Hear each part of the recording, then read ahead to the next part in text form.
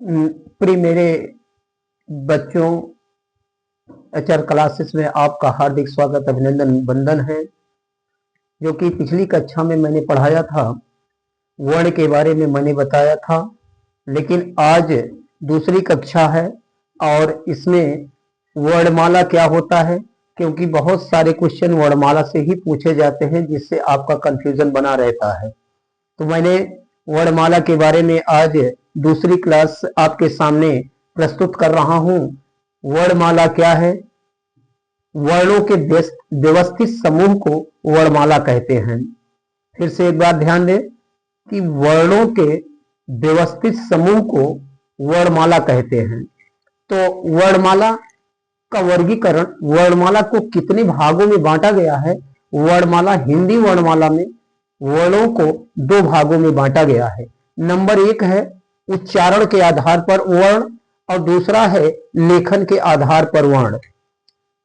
उच्चारण के आधार पर वर्ण, उच्चारण के आधार पर वर्ण जो होते हैं, जो हमारे स्वर होते हैं वो 10 होते हैं और व्यंजन हमारे जो होते हैं वो 35 होते हैं।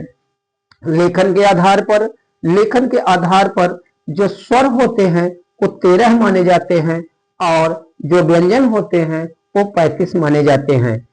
मेरे प्यारे बच्चों, फिर से एक बार आपको ध्यान देना है कि उच्चारण के आधार पर वर्णों को कितने भागों में बांटा गया है।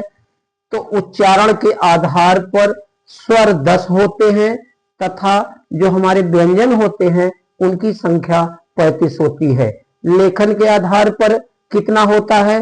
लेखन का मतलब होता है जो हम लिखते हैं अपनी कॉपी में, उसके आधार पर स्वर हमारे 13 होते हैं तथा जो मेरे व्यंजन होते हैं वो 35 होते हैं।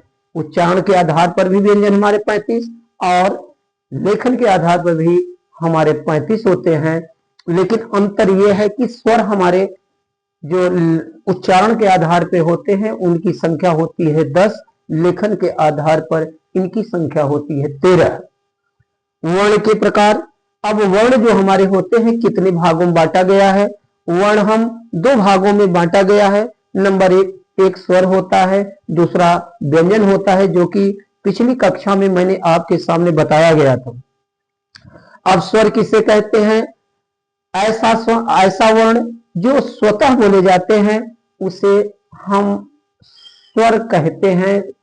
वर्ण जो कि स्वर की श्रेणी में आता है उसको हम स्वर कहते हैं। और मैंने पूर्व में पढ़ाया है कि उच्चारण के आधार पर इनको 10 भागों में 10 संख्या इनकी 10 होती है और लेखन के आधार पर इनकी संख्या 13 होती है।